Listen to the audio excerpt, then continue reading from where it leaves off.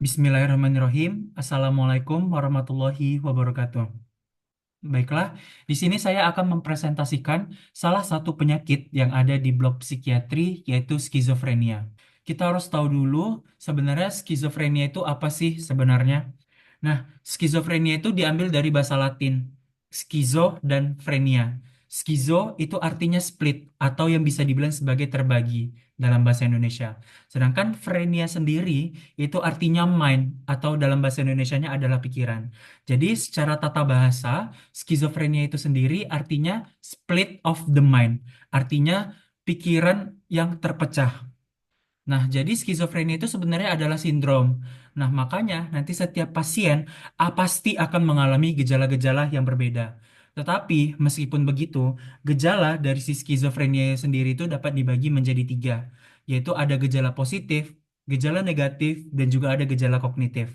Kita masuk ke yang pertama, yaitu ada gejala positif atau yang lebih sering disebut sebagai gejala psikotik. Jadi, pada gejala psikotik ini, yang pertama itu ada delusi atau yang kita sebut sebagai waham. Nah, jadi waham atau delusi ini sendiri merupakan sebuah keyakinan yang hanya diyakini oleh orang tersebut, tetapi itu tidak sesuai dengan sosial, dengan etika, dengan kebudayaan sekitar. Nah, dan juga waham atau delusi ini itu orangnya itu sangat-sangat yakin dan tidak bisa dipatahkan. Nah, pada orang dengan skizofrenia sendiri, gejala delusi atau waham yang sering dirasakan itu contohnya yang pertama adalah delusion of control atau waham dikendalikan. Jadi, bisa saja orang yang dengan skizofrenia yang mengalami delusi itu merasa dirinya itu dikontrol atau dikuasai oleh suatu kekuatan. Atau bisa juga namanya itu delusion of reference atau waham rujukan. Jadi, waham rujukan ini bisa dibilang bahwa seseorang tersebut itu merasa dirinya itu sedang dibicarakan. Selain gejala delusi, si orang dengan skizofrenia juga akan sering mengalami halusinasi. Halusinasi ini dia akan merasakan sebuah stimulus, tetapi sebenarnya stimulusnya itu tidak ada. Bisa contohnya ada halusinasi auditorik atau halusinasi visual, seperti itu. Contoh yang paling sering itu adalah halusinasi auditorik. Nah, orang dengan halusinasi auditorik ini akan mendengar bisikan-bisikan yang sebenarnya itu tidak ada. Itu seperti melihat sesuatu, tapi orang lain atau orang yang tidak dengan skizofrenia tidak melihatnya. Berarti bisa juga orang dengan gejala psikotik akan mengalami bicara yang tidak teratur atau yang bisa juga disebut sebagai word salad. Selanjutnya ada neologisme. Kalau neologisme itu sendiri artinya adalah pembentukan kata-kata baru atau bisa juga sikapnya yang tidak teratur. Contohnya adalah ketika saat musim panas, seseorang dengan skizofrenia bisa saja dia akan memakai jaket yang sangat tebal. Itu kan bisa dibilang pada orang yang normal itu sangat-sangat tidak masuk akal. Atau juga bisa pada gejala psikotik atau gejala positif, seseorang skizofrenia akan mengalami yang namanya perilaku katatonik. Jadi perilaku katatonik ini merupakan gangguan psikomotor yang sangat ekstrim pada gerakan dan juga perilaku. Dan stupor. Jadi stupor ini dia tuh seperti bengong, tapi dia mau diberikan respon seperti apapun, seperti gerakan, dijentik-jentikan di depan matanya, itu dia tidak responsif. Selanjutnya kita masuk ke gejala negatif. Nah, gejala negatif sendiri bisa dibilang dia tuh mimikring atau hampir mirip dengan depresi, tapi tidak bisa dibilang sebagai depresi. Contohnya, emosinya menjadi menurun, afeknya datar. Maksud dari afek datar ini adalah ketidaksesuaian antara yang dibilang dengan ekspresi wajahnya. Atau bisa juga alogia, atau namanya poverty of speech.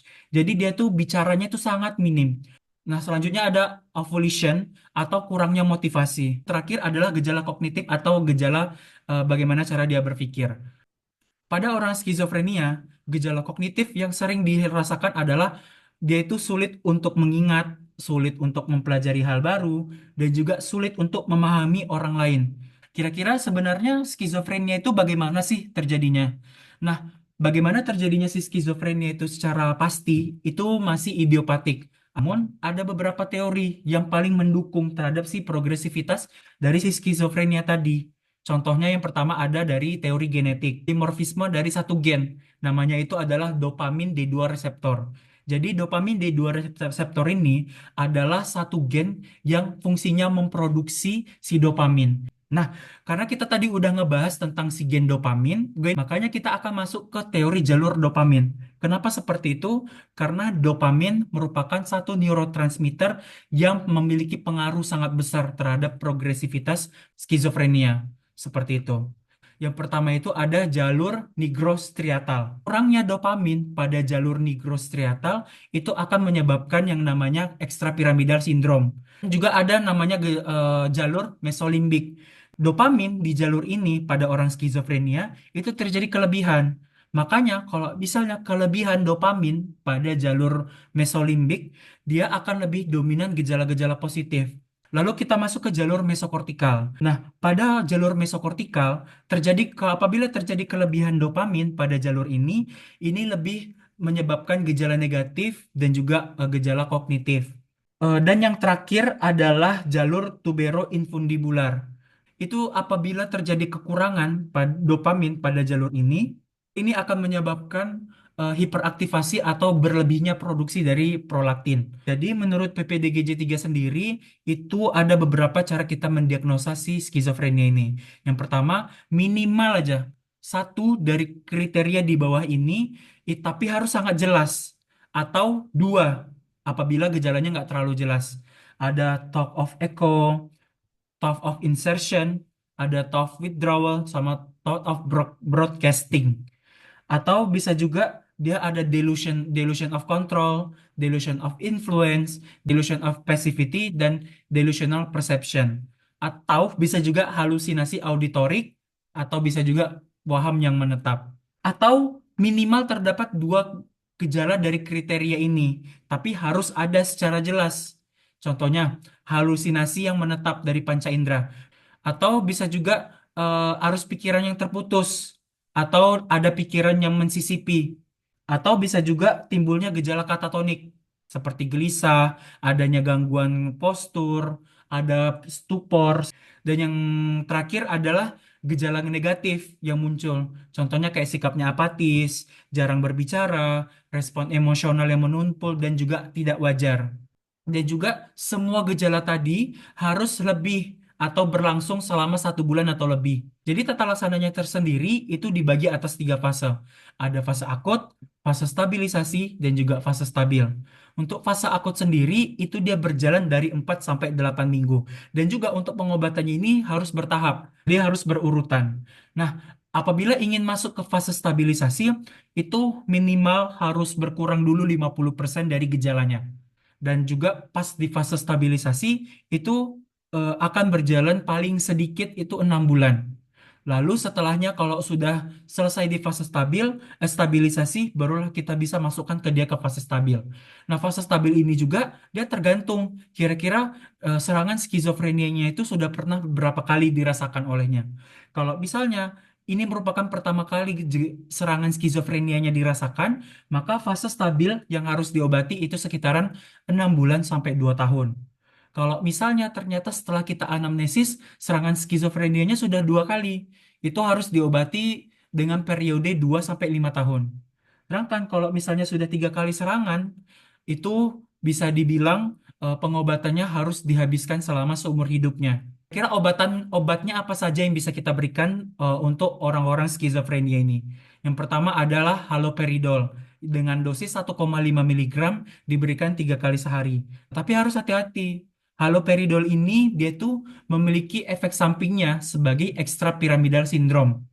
Nah, kalau misalnya seseorang sudah terlalu berlebihan mengkonsumsi haloperidol, trihexyphenidyl itu bisa dipakai sebagai antidotnya. Atau bisa juga kita berikan risperidon. Itu dosisnya 2 miligram diberikan 2 kali setengah. Tapi salah satu efek samping yang akan diberikan oleh si risperidon ini adalah sindroma metabolik. Baiklah, sekian presentasi saya. Ini merupakan referensi yang saya pakai dalam pembuatan eh, presentasi yang saya tampilkan ini. Terima kasih. Saya tutup. Assalamualaikum warahmatullahi wabarakatuh.